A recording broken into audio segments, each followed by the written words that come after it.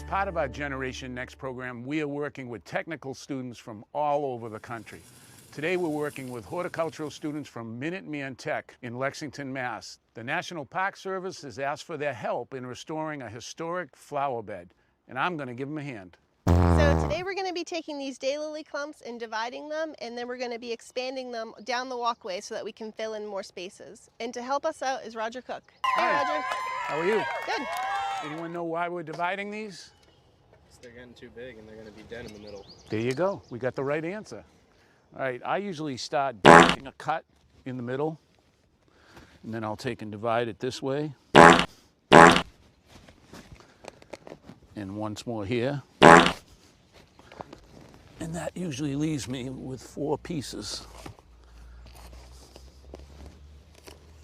And you don't have to baby these. They're one of the toughest plants around.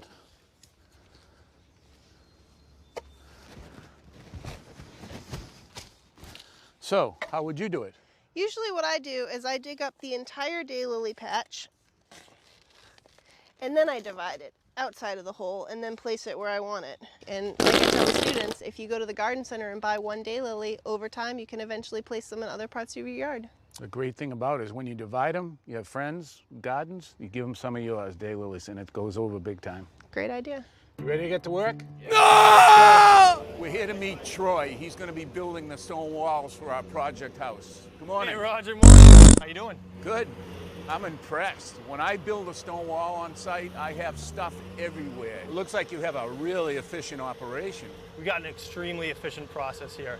So for a job like yours, which would probably take you 2 weeks At least. on site, we're going to be able to come in and install it that morning. And that's going to save some time and money.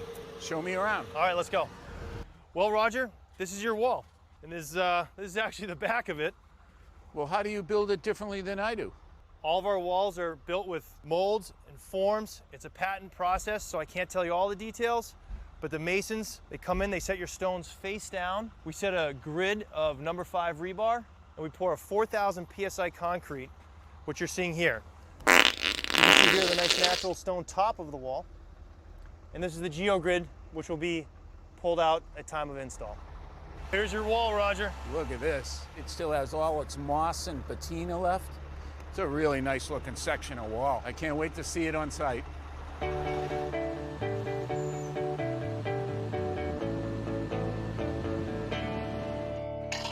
Roger, Stonewall Day, and normally you are back here with an army of guys and a mountain of boulders, and here you are raking all by yourself. I'd take every inch of this site if I was building these walls myself.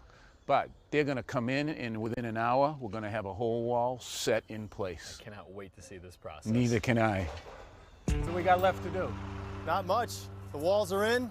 All that's left is a few pockets that we have in. And you can see here in this entire stone wall that we've brought, we only need 2 or 3 of these to get rid of the joints. Oh, you're going to push it right up in here. We stave the stones for each wall. Huh. It's designed for that little hole there. Homeowners will never know. Yeah, seamless application. Yeah, I'll be honest with you, while this thing was going in, we had a bunch of trades come up, and they were thankful that Roger wasn't here for 2 weeks. Good morning, Roger. Morning, Kev. So you don't like this Norway maple? I don't like this Norway maple. We looked at the trunk and there's some damage to it, meaning it could fall. And if it fell here, it'd wipe out the wires, maybe a house, a tree, or even a person. So with it gone, it gives us a chance to plant a beautiful tree in there. So it's coming down. Coming down. All right. Spot of rot right there, although plenty left for Joe to turn into firewood. Gonna be some work, but he can get some firewood out of it. So not all we're doing this morning. So you got yourself an army back here working with you, huh? I sure do. I have a whole bunch of students from Minuteman High School in their Department of Horticulture and Plant Sciences. Down here in the corner, we have a roadie going in. The one thing we're gonna notice when we take these out, see how tight the root ball is? We wanna go through and just score that, loosen it up. This plant's going to get 6 to 8 feet tall and have beautiful pink flowers on it.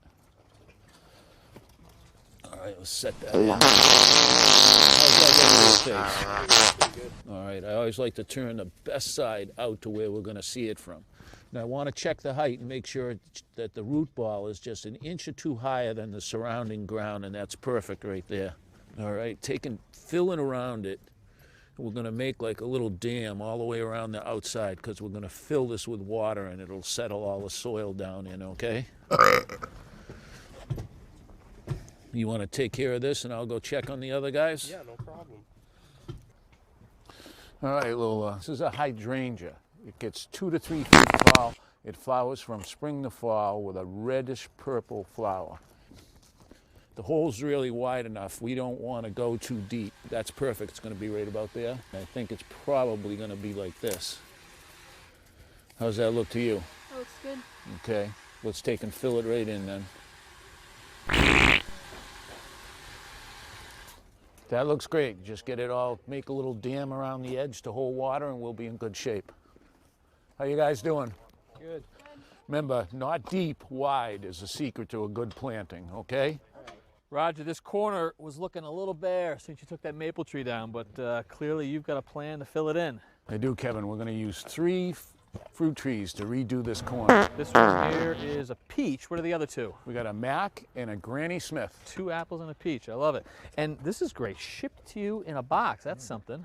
I've had plants shipped to me in a box before, but they're always bare root. This one came in a container with the soil, and it's all ready to go in the ground. Pretty tall, too. Came all the way up from South Carolina. No kidding. So no problem with these, right? Everything's going to Nope. make it? Follow the directions, and they'll grow like crazy. All right. Well, you got a lot of work left to do, but you got the crew for it. So I've got an appointment inside. I'll leave you to it. You're always inside. Oh, it's warm in there, pal.